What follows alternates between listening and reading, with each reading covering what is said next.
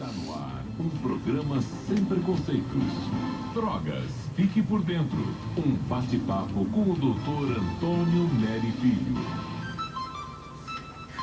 Bom dia, soteropolitanas e soteropolitanos. Aqui estamos nós de volta com o nosso programa hoje ao vivo. E nós teremos novidade, mas antes eu vou dizer good morning, porque em inglês é interessante. Bonjour para os que falam língua francesa, buenos dias para quem fala espanhol, e italiano eu não me lembro. Vou aprender da próxima vez, eu saudarei os que falam italiano. E hoje nós vamos começar o programa de um modo diferente, porque nem Patrícia sabe, ou sabia, o que eu inventei, é que nós vamos trazer agora poesia. Nós vamos começar nosso programa com poesia. E vamos terminar com música, porque eu espero que você já tenha pedido a Juliana para pensar a música que nós encerraremos, com a qual nós encerraremos o nosso programa. E agora vai ser assim. Todo domingo, quando ligar a Metrópole às 8 horas da manhã, vão nos ouvir, nós vamos ler uma poesia e deixaremos aí para as pessoas pensarem. Por outro lado, quem tiver uma poesia sobre o álcool, sobre maconha, sobre cocaína, sobre crack, sobre o que for, que seja um psicoativo, manda para nós, por nosso e-mail, que eu vou olhar aqui agora, que é drogasfiquepordentro@gmail.com. E eu escolhi para começar nosso programa hoje a poesia de um colega nosso da Universidade Federal da Bahia, César Leiro, que nós já entrevistamos aqui, extraordinário educador, que estava nos ouvindo. E eu acho que foi no dia que entrevistamos o professor Nelson Preto, e ele entrou no ar e disse: olha, eu escrevi inclusive uma letra aqui que pode ser um hino para vocês do consultório de rua ou do Saúde de Cara na Rua. Então, César, lá vai a sua poesia, que eu acho que a gente vai conseguir, hora dessa, colocar música. E que é assim: saúde na rua, de corpo e alma, com você. Tá na cara, tá no rádio, informações para viver, projeto sem preconceito, diálogo sobre direito, viva a vida para valer. Este é o nosso poema deste domingo que começa o nosso programa. Bom dia, Patrícia. Bom dia, Nery. Gostou da ideia? Gostei muito da Muito ideia. bem, então se Parabéns prepare. a César Leiro. Vá procurando aí no seu livrinho. Sim, várias na rua. Pois é, cada vez. Da rua, O tem muito próprio. poeta na rua. Ótimo, você colete esses poemas e nós então conversaremos aqui. E eu tenho que dar bom dia também. Eu já anunciei o prenome, eu disse Juliana, coisa e tal. Nós vamos conversar hoje com uma colega nossa, porque ela trabalhou no CAPS-AT. Ela trabalha com criança e adolescente há muito tempo. Eu até pensava que ela tinha passado pelo CETAD, mas foi a aproximação ali do CAPS com ela o trabalha no CETAD. AD Pernambués. Pois Você é. ia muito lá, né? Pois Você é, era parte da... Pois é, parte disso. Então, nós vamos conversar hoje com Juliana Prates, que é psicóloga. Ela é doutora em estudos da criança pela Universidade do Minho. Ela se interessa pelas crianças e adolescentes em situação de risco social ou de rua, como ela nos dirá aqui, desde 1997. Então, bom dia, Juliana. Bom dia, Nery. Bom dia, Patrícia. Bom dia a todos os ouvintes da Metrópole. É um prazer muito grande estar aqui com vocês hoje conversando. Acho que eu sempre aprendo muito mais com vocês e é muito bom estar aqui dividindo esse conhecimento com vocês. Quando eu cheguei, ela me perguntou como é que nós vamos conversar. Eu disse: nosso programa não tem nem pé nem cabeça, a gente vai andando com ele como pode.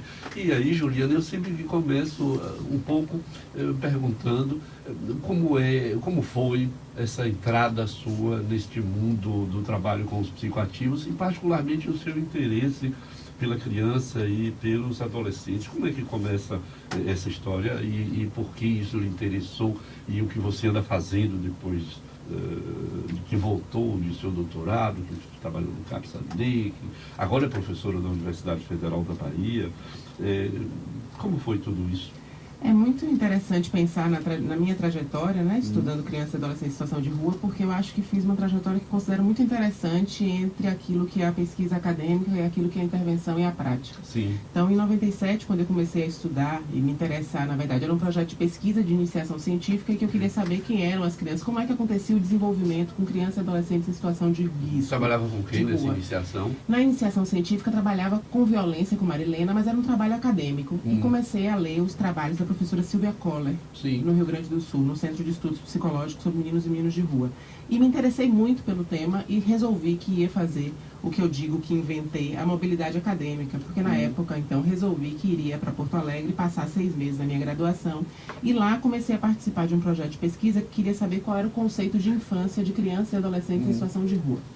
Nesse momento, com Paola Biasoli Alves, a gente estava fazendo essa pesquisa e eu comecei a ler um autor que chamava Hatch, que ele falava sobre a questão. Porto Alegre tinha uma estrutura de atendimento a crianças e adolescentes muito bem estruturada, ou seja, tinha um serviço, um conjunto de atendimento que funcionava de forma integrada.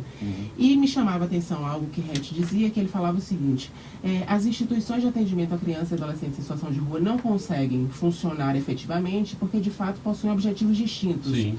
A criança, por um lado, usa a instituição para permanecer na rua e as instituições prevê tirar essa criança da rua. Então, na verdade, ele apontava essa propostas incongruência, antagônicas, né? propostas antagônicas para essa criança e adolescente e para as instituições.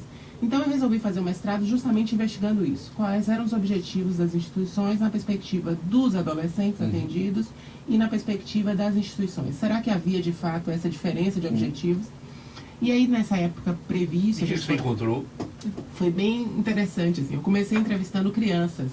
E aí era um encontro com eles que parecia um desencontro. Ou seja, eu encontrava crianças, perguntava para eles. Na rua? Na rua. Sim. A proposta foi feita, a pesquisa foi feita no centro das ruas de Porto Alegre. E a ideia era perguntar, então, crianças de 7 a 11 anos, naquele momento, o que elas estavam fazendo na rua, que instituições elas frequentavam. E, para minha surpresa, naquele momento, sempre me diziam: eu não sou de rua, e as instituições que eu vou é a escola, é a associação do bairro, enfim. Parecia ainda serem crianças, e de fato eram, que não tinham vinculação com esse espaço rua ou com as instituições que prestavam atendimento. Então, decidi alargar a idade e comecei a entrevistar também adolescentes. E aí, no final do mestrado, percebi que havia uma trajetória, aquilo que eu chamei de trajetória de vinculação institucional. Ou seja, a depender da faixa etária da criança, ela estabelecia com a rua, com as instituições e com a família, relações distintas, mas complementares. Ou de fato que permitia que a gente compreendesse uma trajetória de desenvolvimento. Então, as crianças menores, elas não tinham uma identidade, ou não se viam como crianças de rua, e de fato não se consideravam assim, e tinham uma vinculação muito maior com família, né, e com a escola, ou com o bairro de origem. As de 11 e 12 anos iniciavam ali um processo de intermitência, em que começavam a frequentar a rua e as instituições de atendimento destinadas especificamente a esse público. Ia trabalhar na rua? E trabalhar, ou seja, essas crianças inicialmente, elas estavam na rua, porque eu as encontrei na rua fazendo trabalho. Se a gente fizesse aquela distinção entre crianças de rua e na rua, elas seriam consideradas crianças na rua, inicialmente. Quando chegavam 11, 12 anos, começava a ter uma intermitência, né? Então, assim, percebia-se uma maior vinculação com o espaço da rua e, consequentemente também, com as instituições de atendimento.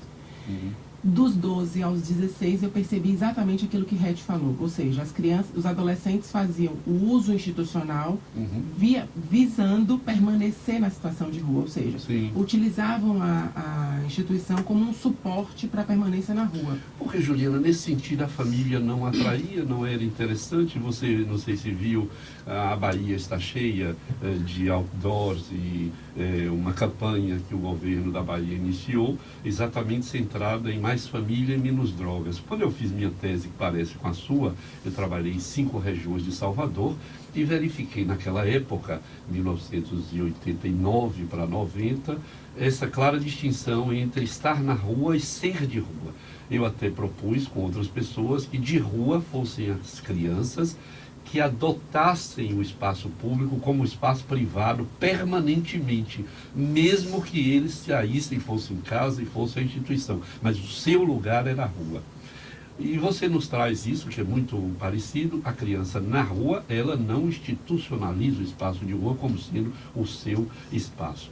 E você agora nos traz que aos 16 anos por aí, a criança se vincula, ou o adolescente se vincula mais à rua e à instituição, e menos à família, o que me fez pensar no slogan, tantos anos depois, em 2015, na Bahia, em que o governo quer trazer a família de volta ao centro, dizendo que é mais família e menos drogas. Eu acho que é mais complicado do que isso. E por isso eu estou lhe perguntando, você podia nos dizer um pouco por que a família, naquela época, e talvez hoje também, eu não sei, não atrai Quer dizer, não há um retorno à família, mas uma permanência no espaço de rua vinculada à instituição. E a família fica de fora. Que família é essa? Eu queria complementar essa questão quando você fala nessa faixa etária em que as crianças elas ainda estão em casa, mas começam a circular nas instituições. Se não haveria, então, uma intervenção nesse momento a ser feita pelas instituições para que, em vez de escolher, entre aspas, a rua como casa, elas pudessem escolher a casa e a família como um espaço possível para desenvolvimento. Mas isso com a condição de que a casa fosse um lugar viável. Geis Pinheiro nos dizia, a casa e a rua, há muitas vezes o melhor é a rua. E a gente viu, eu não sei se Juliana a sua experiência, mas na minha, a casa era um lugar de morte e a rua era um lugar de vida. Eu acho super importante quando se coloca essas condições que parecem opostas, e acho que a rua tem que ser compreendida sem esse maniqueísmo de ser ou boa ou totalmente ruim, né? Ela é boa e ruim simultaneamente. Sim. E acho super importante quando a gente fala da noção de família.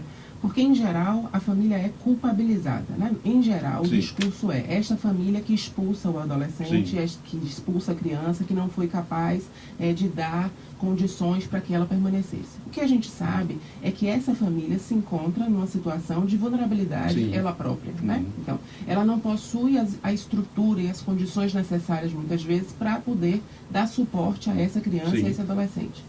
Acho que isso não é simultâneo, como muitas vezes se faz, que pobreza é igual ao descuidado ou à desvinculação, né? Porque se fosse isso, no sentido, nós teríamos muito mais crianças em situação de rua, né? Do que nós temos efetivamente. Então a gente sabe que as famílias, mesmo com condições econômicas baixas, conseguem sim cuidar dos seus filhos, podem cuidar disso, mas nós temos vários fatores. Na última pesquisa que a gente está realizando, um estudo longitudinal com crianças e adolescentes em situação de rua, mas tentando acompanhá-los durante 2 anos, a gente tem observado o quê? Que o menino, a menina, ele vai para a rua e a gente classificou dessa forma. Ele vai porque ele busca algo melhor na rua, ou seja, são as características da rua que o atrai, e aí a gente pode incluir também as drogas, né? Tem e a algo liberdade, na rua, por exemplo. E a liberdade, fatores positivos. Ou ele vai para a rua como expulsado, né? Expulso de casa. Ele é colocado para fora, é uma forma de fuga. No caso de que essa casa está em condições tão negativas que faz com que ele queira sair desse espaço. Eu sempre digo que há aí uma escolha, mas uma escolha com muitas aspas. Porque se você imaginasse, por exemplo, uma criança que está em condições, minha filha, por exemplo, se ela se resolve hoje que ela não vai mais ficar em casa porque ela está chateada, etc. Quando ela imaginar a fuga dela, a fuga vai ser para a casa da avó, vai ser para o shopping, vai ser para um espaço em que ela circula. Para a melhor amiga. Para a melhor amiga, enfim. A rede é que vai dizer para onde é esse espaço de fuga. Então, essa criança, esse adolescente que efetivamente chega até as ruas, ele conhece a rua de alguma forma, né? Ele vivencia essa rua como uma possibilidade de estar. Daí a importância da gente considerar também essa relação com a rua como algo que é muito dinâmico e que não é permanente. Por isso a decisão de não mais falar só de dar e na rua, porque essas características são extremamente mutáveis, né? A gente tem aqui umas idas e vindas, trajetórias que mudam, esse menino que vai e que volta, mas de fato a rua aparece como uma possibilidade. Então quando você me pergunta da família, a família tem sido indicada como um fator de proteção para o uso de substâncias psicoativas, né? Então a ideia de que quanto mais vinculação familiar, a gente observa então um menor uso de drogas por parte dos adolescentes.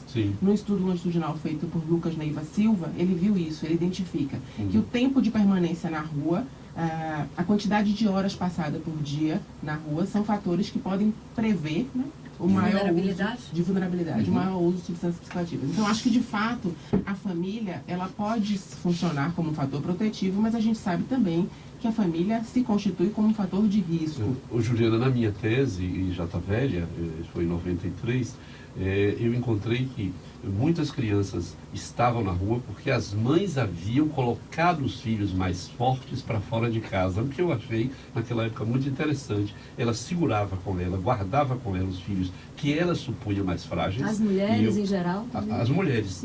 As mulheres, quer dizer, as mães, filhos mais novos os filhos mais frágeis, que nem sempre era mulher Nem sempre era o homem, era a mãe que decidia qual era o filho mais frágil. A gente pode pensar que podia ser o filho que ela gostasse mais e que ela achasse que ele era o mais frágil. Mas eu encontrei mesmo crianças que aparentemente eram menos dotadas de força para encarar a rua, e esses ficavam com as mães, que eram as donas da casa.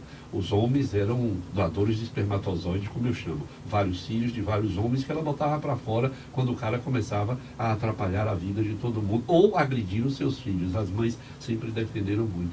De modo que eu vi muita criança na rua por determinação da família, da mãe.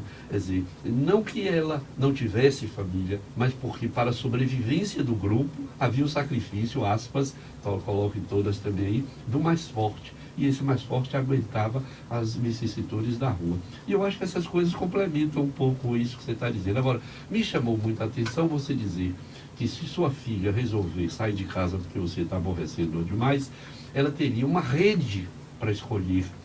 E eu fiquei pensando, você está dizendo então que muitas crianças na rua que saem da família e não voltam, ou que escolhem a rua, é porque elas não têm alternativas, elas não têm uma rede de alternativa, como sua filha ou minha filha teriam, é isso? Acho que a gente pode dizer isso sim, né? Ou seja, a gente tem um fenômeno interessante hoje na atualidade, se a gente observar nas ruas, há muito menos crianças do que alguns anos atrás. Acho que podemos dizer isso, mas temos que dizer isso com muita cautela, falando de que rua estamos falando, de que menino e de que menina é essa que estamos falando. E onde estão essas crianças que não estão na Exatamente, rua? porque a ideia antes, na década de 80, quando se começa a estudar o fenômeno, a lógica era de crianças que vinham para os centros das cidades em busca de condições de acesso centro mudou, mas o centro mudou. O centro mudou e diversificou. Hoje nós temos um centro em Guatemi, um centro no Salvador Shopping, um centro Bela Vista, um centro aeroporto. Quer dizer, o centro da cidade é múltiplo agora, né? Exatamente. E tem fatores que eu chamo fatores positivos, que faz com que essa diminuição aconteça, que é, por exemplo, a redistribuição de renda, né? Então, a gente tem fatores como Bolsa Família, que faz um atrelamento à escola, ao recebimento da Bolsa Família, que faz com que a criança, de fato, isso tenha uma retenção maior das crianças nessa comunidade. Mas a gente também tem fatores que são mais negativos, digamos, que é o envolvimento mais precoce dessas crianças, por exemplo, com o tráfico. Sim, o tráfico isso tem entra aí, que é uma mantido questão. nas comunidades de origem, as crianças, e aí eu concordo com você que é essa criança mais esperta. Sim. MV Bill e Celso Ataíde, eles falam isso em Cabeça de Porco, né? A gente precisa disputar com o tráfico, criança a criança, menino a menino, porque esse mais esperto, ou seja, esse que vai ter as habilidades necessárias de negociação, de se colocar, ele é um menino visado, que poderia ser uma grande liderança. Sim. Né? Então, assim, e eles são líderes. Eles são líderes. Eles são. Agora, deixa eu te interromper para te colocar uma coisa. Você acha que o Estado tem sido competente, hábil em ganhar para o tráfico essas crianças? E talvez nós mesmos, não é? Quer dizer, talvez o nosso consultório de rua e agora o consultório na rua, que a gente vai discutir um pouco as características de um e outro, não são as mesmas. Eu tenho pensado se nós temos sido capazes, enquanto Estado, de concorrer com o tráfico. Porque o tráfico oferece liberdade, poder, dinheiro, o menino é esperto, ele cresce rápido, ele rapidamente tem a primeira relação sexual e até tem uma mulher, e se brincar muito, aos 16 anos já engravidou alguém. Quer dizer, e nós, o que nós oferecemos a essas crianças, não é, como alternativa, como atração, como possibilidade de que ele escolha, vamos colocar assim, o nosso lado e não o lado do tráfico? Que foi um pouco a pergunta que eu lhe fiz dessas instituições. Então, assim, nesse momento em que a criança está em casa e na rua, qual seria o papel, então, fundamental dessas instituições do Estado, no sentido de que elas pudessem ficar mais em casa e menos na rua, não serem tão cooptadas pelo tráfico, e também pegando assim uma fala sua em relação à pobreza, que você coloca claramente, a gente não pode dizer que a pobreza ela é determinante, e G. Pinheiro dizia de que a pobreza ela não é determinante, mas ela embrutece o homem, né? Então, assim, pensar também do lugar da pobreza que tem a ver com a omissão e a falta do Estado, e aí está relacionado com essa pergunta que Nery faz, desse percurso que a criança vai fazer até muitas vezes se tornar essa população hoje que a gente trabalha na rua, de adultos em situação de rua. Nós estamos conversando, quem está nos ouvindo deve estar entusiasmadíssimo, porque Patrícia e eu aqui estamos entusiasmadíssimos. Juliana fala bem. Eu desliguei? Eu desliguei o aparelho, então eu vou começar tudo de novo. Eu vou dizer, eu desliguei o aparelho aqui, eu me encostei, me entusiasmei, eu estava dizendo, com a conversa que nós estamos tendo com Juliana Prates, que é psicóloga, é doutora em estudos da criança pela Universidade do Minho. E quem está nos ouvindo deve estar entusiasmadíssimo, porque ela traz informações interessantíssimas, com uma competência, com uma clareza de fala, coisa que não é para todo mundo, que é extraordinariamente agradável. Então, a Patrícia tinha lhe colocado aí uma questão, e eu também, mais delicada, né? Quer dizer, que diz respeito a esses programas enormes que o Estado tem feito, a essas iniciativas que eu acho precisam ser repensadas, mas você tem estudado isso mais do que nós. Como é que você vê o papel das instituições formais hoje no Estado, quase que numa luta, eu vou usar essa expressão, nessa concorrência com o tráfico, pela aproximação com os filhos mais fortes que estão nas ruas e não os mais fracos, porque a gente também dizia que a rua é o lugar do tudo é possível, e a rua não é brincadeira, a rua exige uma força e uma competência que poucos às vezes têm. Então, o que você pensa disso, Juliana? Isso é bem interessante, essa discussão talvez levasse muitos e muitos dias para pensar sobre ela, mas a questão é, as crianças, quando Patrícia fala que não é um trabalho de prevenção, eu acho que Porto Alegre identificou justamente isso, ou seja, porque, inclusive, o nosso formato de instituição ela pode ser, de certa forma, inclusive, perversa. O que acontecia em Porto Alegre naquele momento era uma criança que não tinha essa vinculação ou um histórico de rua, ela não era recebida nas instituições de atendimento, já que elas não poderiam ser contaminadas. Quer dizer, precisa ser de rua, é preciso estar doente para ser tratado. Me lembrou aquela ideia de que era preciso ser usuário para ser recebido na casa. Pois é. Exatamente, a ideia de que então você precisa ter um histórico para que não seja contaminado pelos outros que já estão institucionalizados. Sim. Isso, de certa forma, força que esse adolescente tome para si também essa identidade. Sim. Afinal, ele já conhece outras pessoas que frequentam a instituição. Se você imaginasse naquele momento, é muito mais fácil acessar a rede de atendimento se você está numa situação de vulnerabilidade muito maior do que se você está na comunidade, porque dentro do serviço você vai acessar médico, vai acessar, mesmo com dificuldades, mas muito mais facilmente do que aquele adolescente que está em situação de vulnerabilidade com sua família. Isso. Então, nessa medida, o Estado peca ao propor uma possibilidade de acesso muito mais fácil naqueles que já estão participando de medidas de proteção. Sim. Então, aqueles que teoricamente cumprem o requisito que a gente considera de ser criança, que é estar na escola e estar na família, a gente não apoia, não investiga, não analisa. Isso é que seria o verdadeiro trabalho de prevenção, não é? Mas Patrícia está mostrando aqui, tem um ouvinte na linha, Patrícia, vamos ver. Isso, Vinícius Jondina na linha 2. Bom dia, Vinícius. Nery, Oi. tá me ouvindo? Muito bem. Tudo bem contigo? Graças a Deus. Amém. Aleluia. Olha, eu quero colocar uma questão. Sim. Isso tudo, esses fenômenos todos que está acontecendo, é o seguinte, você pode ver isso, tomar como livro texto ou fonte de informação, o neocomportamentalismo até o mesmo comportamentalista do pós-guerra, e tem outra questão dos um novo comportamento após neocomportamentalismo. Compreende, Nery? Você coloca a cyber informação, o cyber comportamento, tudo isso, independente, fazendo uma análise crua, bem mais crua de tudo, o acesso à informação fica mais fácil. E a forma do indivíduo com o coletivo com o indivíduo, está sendo de uma forma muito mais rápida do que nós todos. Eu, Vinícius, que nascemos na década de 70, hoje temos 50 anos, tivemos esse quadro, me socorra aí na palavra, bom, eu tenho esse quadro de eu prefiro esse quadro que nós tínhamos antes. Também, né? É tecnologia, uma esculhambação, sabe? Mas esse pessoal novo sabe também lidar com essa coisa. Não existe um líder em grupo, existe líderes de si só, incidindo em si mesmo, e quando se juntam, é um quebra-pau psíquico, entendeu?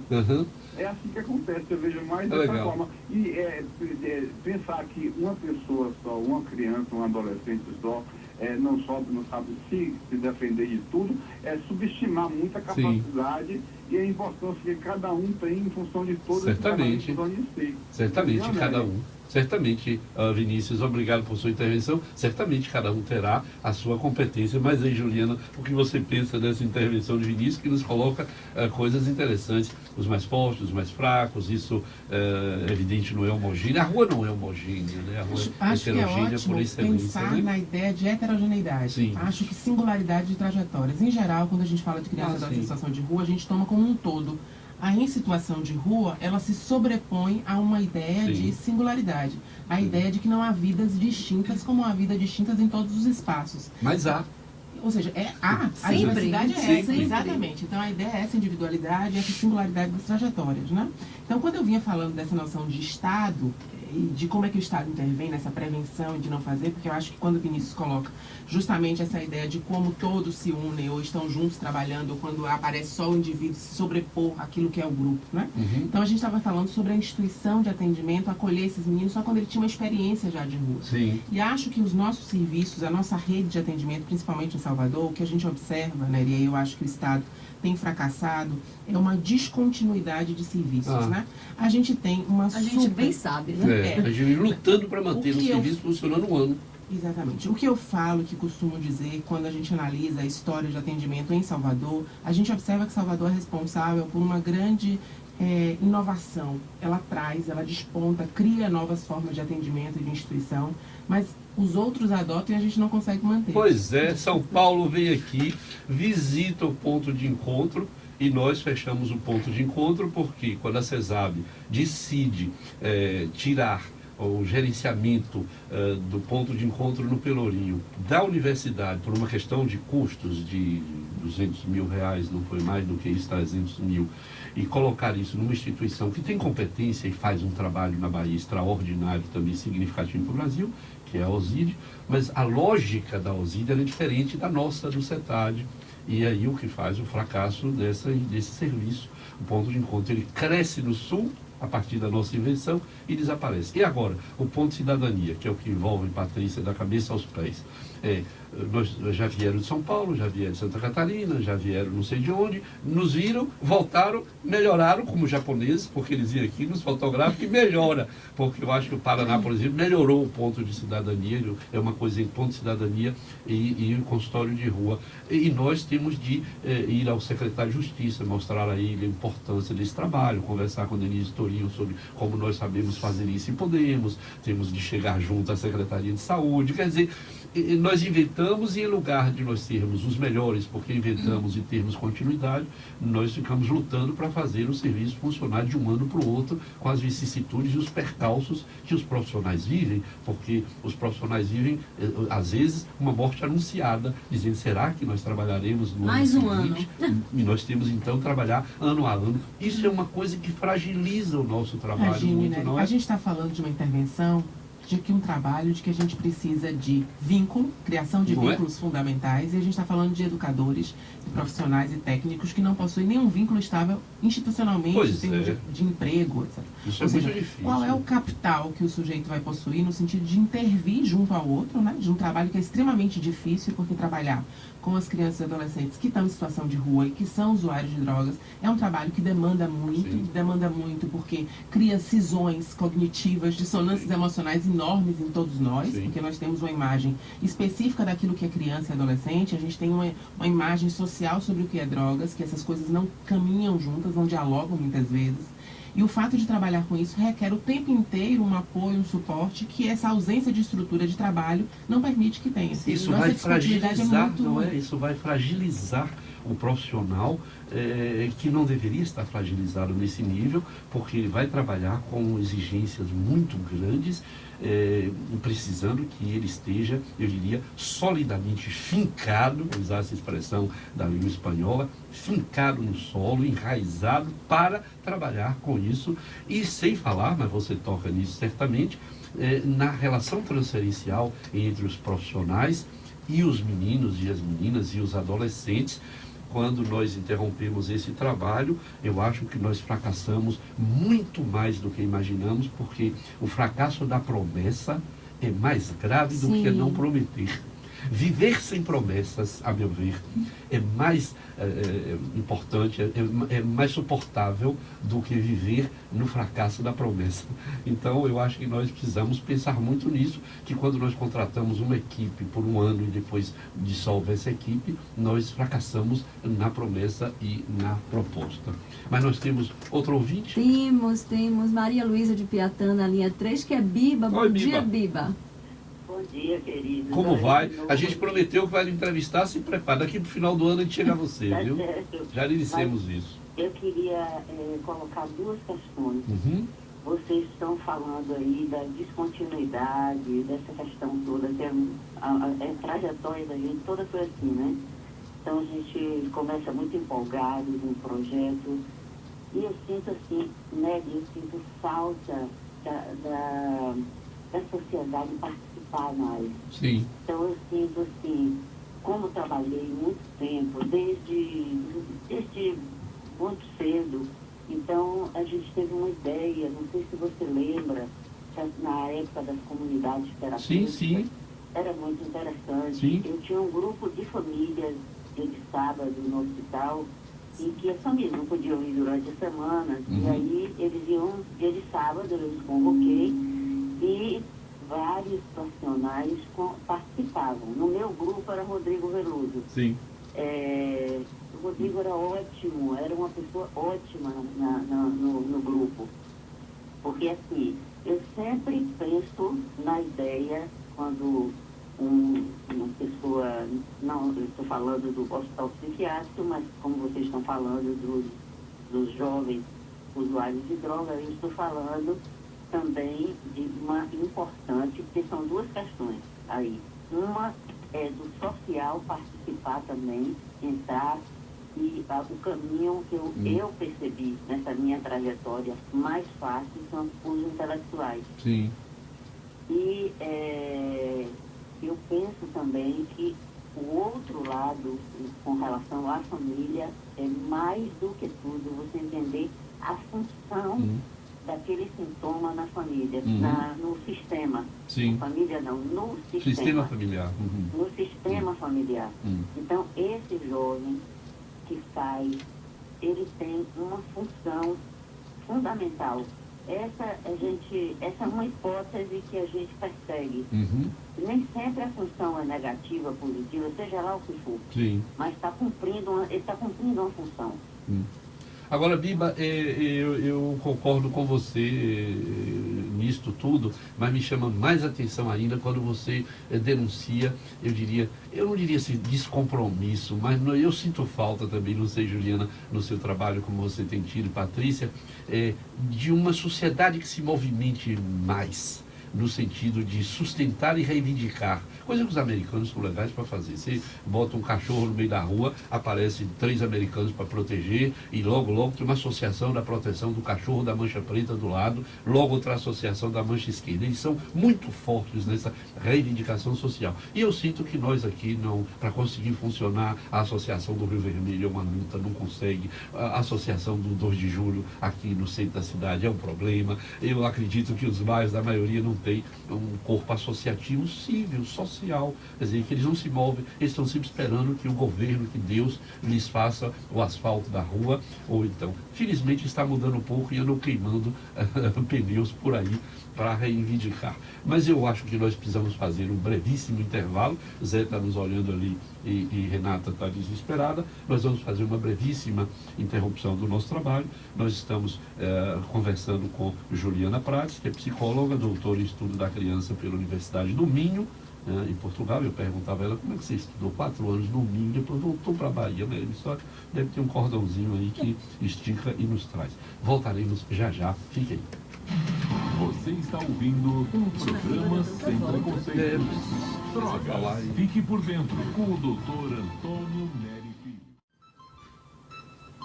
São 8h38. Nós estamos de volta com o nosso programa, hoje conversando com a psicóloga Juliana Prates, que é doutora em estudos da criança pela Universidade do Minho, mas sobretudo uma mulher extremamente inteligente, competente, muito bem informada. Nós precisamos conversar mais com Juliana, viu, Patrícia? Você se prepare. Eu converso.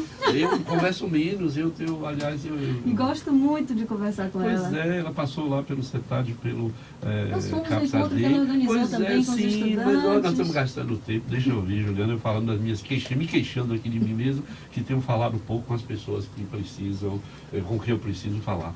Mas a gente conversava aqui no intervalo com o Juliano sobre essa questão da família, não é? Isso, e eu queria aproveitar para perguntar o que é que você acha dessa campanha do Estado. A gente sabe que a família pode ser um fator de proteção, e inclusive a campanha coloca mais família, menos droga, mas assim, que família é essa que pode ser uma família que funcione como fator de proteção? E que intervenção o Estado precisa fazer para que essa família de fato funcione nesse lugar? Que família é essa que a gente está falando? A gente hoje fala em famílias, são várias configurações diferentes, bem diferente inclusive da propaganda que aparece, né? A família assim, bem pai, mãe, filho, uma coisa bem constituída, quase idealizada nos dias de hoje. Os outdoors são todos, Juliano, todos cor de rosa, e depois eu soube que só vai durar 30 dias. Então eu queria também que você pensasse nisso do tempo. Acho que é super importante a gente tomar isso como uma questão, o debate de quem é família, né? Quando a gente conversa sobre crianças e adolescentes em situação de risco e vulnerabilidade, na sociedade de hoje, a concepção de família precisa ser ampliada. Sim. E a gente precisa entender essa família nas configurações em que ela existe, ou seja, quem é a família para esse menino nesse momento. Sim. Não essas figuras que já estão previstas como pai, mãe, e o irmão e a irmã, e o cachorro, que eu digo que é quase essa família de propaganda de margarina, né? Que é do dia feliz, né? Outra coisa, eu não vi nenhum outdoor com 2 pais ou 2 mães. Não. Porque são também famílias hoje com o filho, 2 pais, 2 mães, e o filho. Quer dizer, isso não é família. Nós não temos hoje famílias que são completamente diferentes da família do passado? Exatamente. Além disso, o que eu acho que quando a gente coloca essa ideia de que essa família é capaz, então, de evitar o uso de drogas, a gente está obrigando a dizer que todas as outras que não têm essa configuração, elas não podem não usar drogas, Sim. ou sempre terão problemas com o uso de drogas. Ou as crianças que tiverem problema com o uso de drogas, as famílias fracassaram. Exatamente. Você Então, coloca um peso a muito grande culpabilização é também. muito grande, a responsabilidade só a família é muito grande. É interessante que a gente sempre faz isso, né? Ou seja, o Estatuto da Criança e do Adolescente diz que é um dever, então, da família, da sociedade e do Estado. E a gente, no final das contas, diz, mas é você que cuida, é você que tem a responsabilidade, você foi culpado. Poderia ser mais Estado, menos droga. Podia ser isso, Patrícia. Era interessante. Mais Estado competente e menos droga. Eu ainda colocaria que além esse que você adjetivo. coloca, ou seja, essa família sem esse Estado, essa família sem a estrutura, ela não tem condições de arcar com esse acompanhamento. Nós não temos uma política que favoreça a família no sentido dos cuidados com essa criança. Então, quando o Nery fala, por exemplo, uma propaganda que vai permanecer 30 dias, que mudança de cultura, de percepção a gente vai ter sobre isso? Aí, Juliana, só reforça o nosso estereótipo de que a família é culpada ou fracassou cada vez que ela não consegue. Pois é, o que é uma família mágica que se transforma em todas as famílias rapidamente. Aí, quando eu vi conversei com o pessoal que fez essa propaganda, esse trabalho para o governo, eu espinafrei. Eu disse, vocês não conversaram com o pessoal da universidade, vocês não conversaram com quem está estudando isso, sabe? Você foi perguntada sobre isso? Não. Eu também não fui, Patrícia não foi, certamente outras pessoas não foram. Quer dizer, o publicitário termina cumprindo um script que lhe é dado, mas que vai ser um tiro no pé, como eu acho. Por outro lado, quando ele me disse, ao publicitário, serão 30 dias, eu disse que pena, o Itaú vai levar muitos anos com a sua bicicleta propaganda, porque aquela bicicletinha amarela é propaganda do Itaú. Nós todos sabemos, ou o Banco do Brasil, que bancou o vôlei brasileiro e banca ainda durante anos. Quer dizer, um Estado teria que bancar uma coisa muito mais complexa, que é trabalhar com pessoas em situação de risco, em situação de vulnerabilidade social, que são crianças, mais uma dificuldade, que são adolescentes, mais uma dificuldade. Você vem e coloca uma propaganda de 30 dias, quando na verdade devia ser 30 anos, 30 anos de um trabalho sem quartel, sem interrupção. Aí nós teríamos, certamente, ao longo de 30 anos, uma mudança de cultura, e veja lá ainda. Mas veja, Nery, uma propaganda dessa, ela reforça, na verdade, ela faz um desserviço, na minha opinião, na medida em que ela reforça o imaginário social de culpabilização da família pobre, sim, carente, Isso, da família da pobre. família que é em outra configuração, de uma família que não funciona nos moldes tradicionais e canônicos, né? Sim. A ideia, então, que você penaliza novamente de que o fracasso e o uso da droga se deu em função do fracasso dessa família. E Sim. não é à toa que essas famílias chegam nos serviços com todo esse sentimento de culpa. E a pergunta é, onde foi que eu errei? O que eu poderia Você ter deve ver feito? isso o Eu tempo vejo todo no isso seu o tempo grupo de todo, que eu família, tenho não é? um grupo de família que já consegue, inclusive, ver a situação de outra forma, né? E pensar nas possibilidades, nas potencialidades, e lidar com a situação, se envolvendo e considerando, inclusive, assim, o que é que eu posso fazer por mim para estar melhor na vida, porque isso vai ter um reflexo na forma como a minha família está. Além disso, Patrícia, a gente não pode esquecer que a institucionalização da criança pobre brasileira, ela teve uma função muito importante, porque quando a gente analisa a infância pobre e a outra infância, né, uma infância que tem condições sociais, a gente sempre soube que houve duas infâncias muito distintas.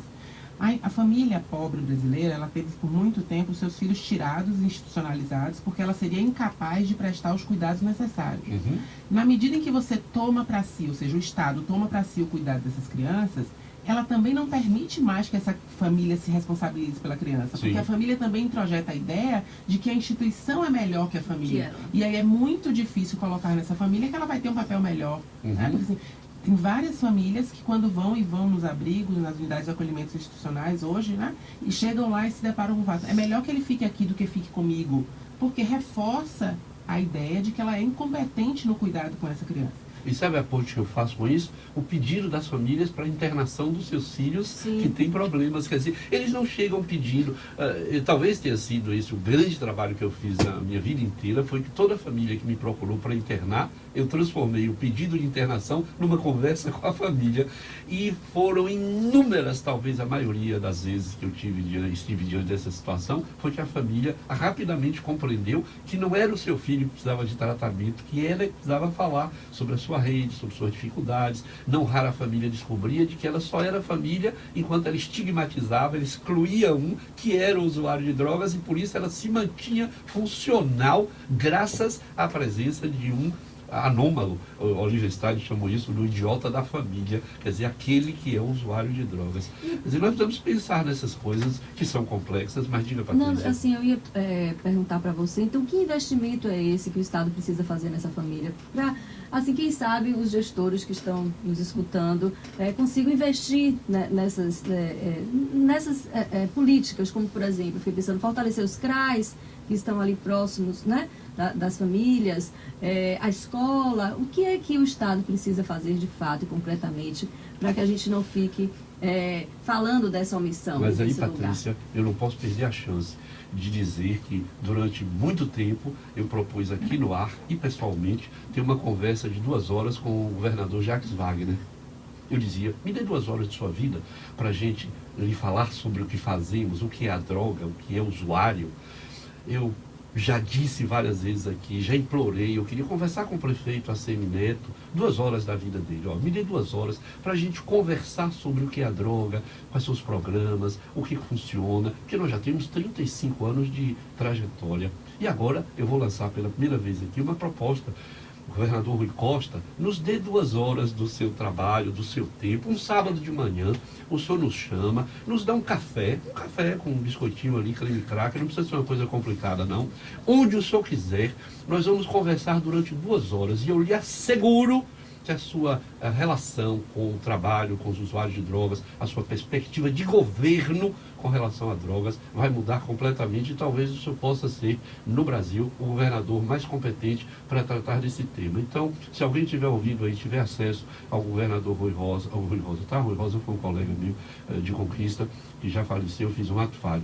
Um amor louco por ele. Rui Costa, governador Rui Costa, nos dê 2 horas da sua vida e você vai ver o que nós vamos ser capazes de fazer. Mas desculpe, fica aí meu libelo, fica meu convite, meu pedido, mas vamos ouvir Juliana. A ideia dessas políticas de intervenção, que suporte é esse, né? Se a gente imaginar os direitos das crianças, eles se dividem em provisão, proteção e participação. E acho que a gente tem fincado numa ideia de que a gente deve prover, e prover de uma forma muito mínima, né?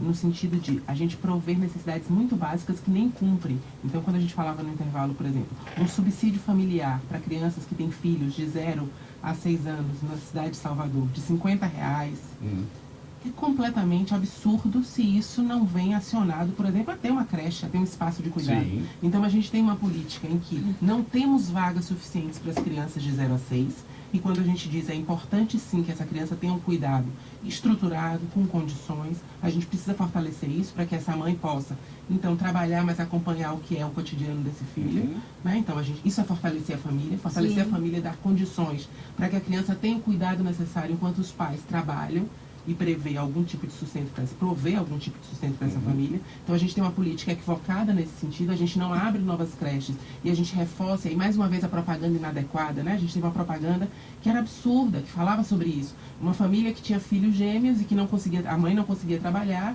e quando recebe essa bolsa de R$50, então agora ela pode trabalhar porque o filho vai ser matriculado numa escola. E você imagina que condições é essa de uma estrutura de manutenção e de cuidado para uma criança que consiga manter essa criança na escola, porque a gente tem que falar de uma escola de qualidade que mantém essa criança. Então é outro investimento. É outro investimento, né? A gente tem que falar de um bairro que ele tenha estrutura. Nós temos uma cidade completamente inóspita, no sentido de parques, espaços públicos para viver, para aproveitar. Nosso lazer, ele é cada vez mais privado, então a gente tem feito uma tentativa agora de retomar os espaços públicos, mas a gente não vê equipamentos de qualidade, então a gente vê os parquinhos infantis completamente destruídos. A gente vê espaços que para os adolescentes circularem que não é possível estar nesses espaços. Então isso é outro investimento. É a ideia de melhorar a estrutura desses espaços, a gente dar visibilidade a essas pessoas, a gente trabalhar menos. O Conselho Tutelar, por exemplo, o Conselho Tutelar completamente desmantelado. Sim. A gente tem, eu acho, que um dos piores salários para os conselheiros tutelares do país. Então a gente teve um período de inscrição agora que a gente não sabe quantos inscritos para conselheiro tutelar. É uma função extremamente importante, central, se a gente imagina um trabalho de prevenção. É uma ideia de que a gente possa, então, trabalhar junto com a família, porque esse conselheiro tutelar, ele é aquele que pode auxiliar na medida em quando a família não consegue dar conta, fazer os encaminhamentos necessários. E a gente, de novo, tem uma descontinuidade dos serviços, uma falta de remuneração, uma falta de estrutura. E os agentes comunitários de saúde que nós tentamos aqui no governo passado do município, qualificar os agentes comunitários de saúde, porque eles vivem com a família, não é? Quer dizer, quem conhece a família são os agentes comunitários de saúde, que sabem o marido que bate na mulher, a mulher que bate no marido, a criança que está saindo, o outro que é mais frágil, e nós nunca conseguimos fazer uma forte capacitação desses agentes comunitários de saúde. Quer dizer, e nós temos esse pessoal aí disponível, quer dizer, qualificados, recebendo seus salários, podendo ser, o salário é baixo, devo dizer, de passagem, mas eu sempre pensei que se eu tivesse algum poder, eu investiria nos agentes comunitários de saúde, porque eles estão dentro das casas. Estou dizendo isso porque eles estão muito próximos às famílias. Então, assim, resumindo, a intervenção que o Estado precisa fazer, na verdade, é no território, tornando aquele espaço um lugar de vida e não de morte, incentivando os laços de solidariedade, melhorando as condições de vida daquelas pessoas no bairro, para que eles tenham, inclusive, a estrutura de viver uma vida com sonhos, com possibilidades, que as crianças não precisem sair para ir para a rua ou serem cooptadas pelo tráfico para ter, de fato, essa condição de vida. E eu tenho a sensação, Patrícia, que nós ficamos com propostas que resolvem no 1 a 1, propostas singulares, quando nós precisamos ter, sim, uma compreensão de que cada um é singular, mas a proposta pública deve ser mais genérica, mais ampla, mais voltada, menos para a solução, digamos assim, parcial, circunscrita, como a gente vê, querem resolver aquela situação, quando na verdade, quando você investe numa praça, você investe para a cidade, você investe para a alma e para a saúde da cidade. Temos perguntas? Temos agora nós temos 2 ouvintes, nós ouviremos as duas e responderemos, e certamente o nosso tempo, o Zé vai cortar lá nosso microfone, então a gente... Então temos Raimundo de Itapuã na linha 2. Bom dia, Raimundo. Bom dia, meus queridos e minhas queridas. Doutor Nery. Obrigado. Eu estou aqui realmente contemplado com sua fala em relação aos agentes de saúde, viu? Você não sabe o quanto a gente luta para ter reconhecimento e quanto a gente luta para que o município consiga nos enxergar como pessoas, como servidores públicos que nós somos, viu? Muito agradecido. De nada, pelo contrário.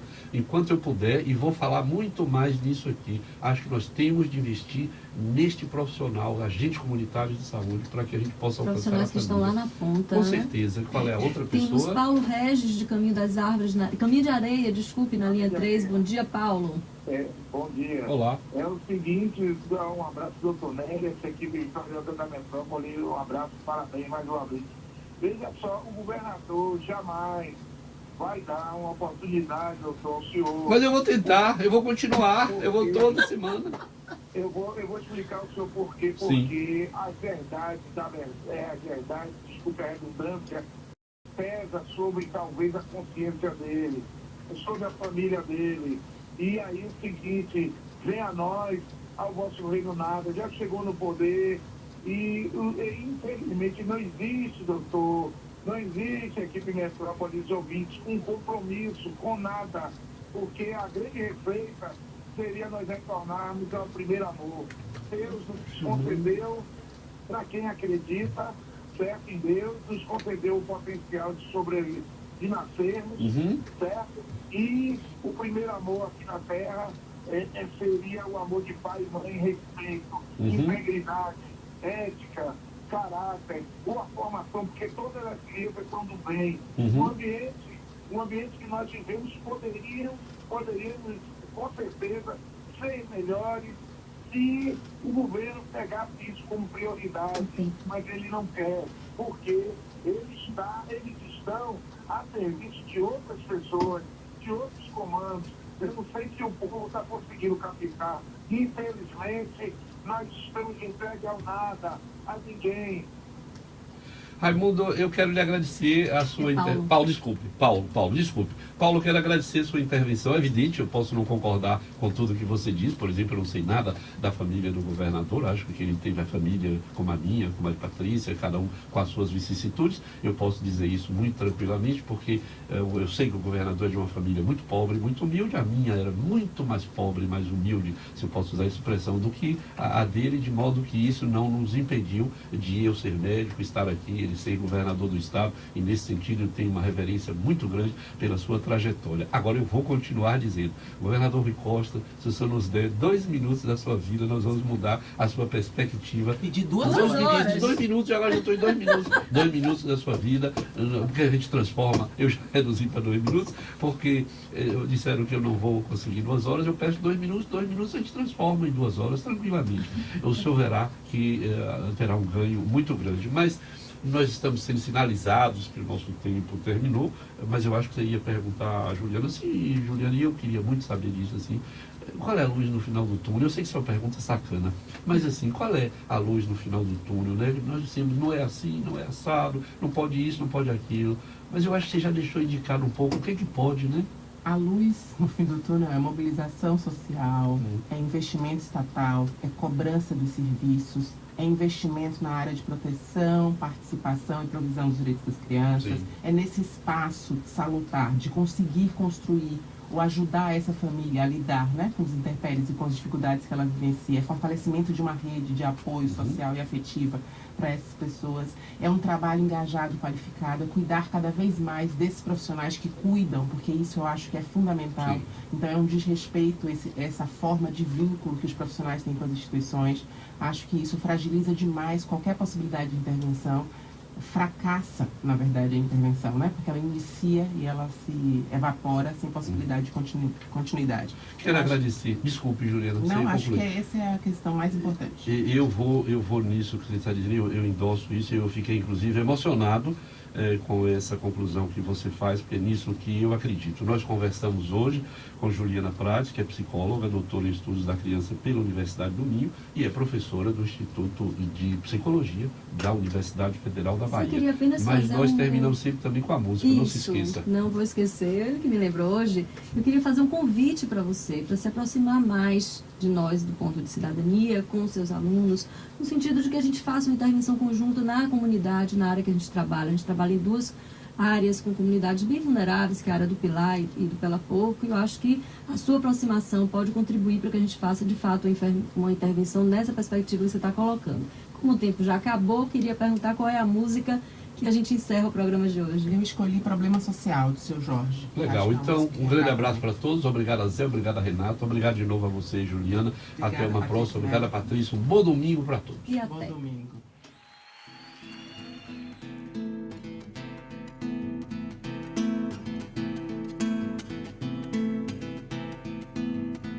Se eu pudesse, eu dava um toque em meu destino.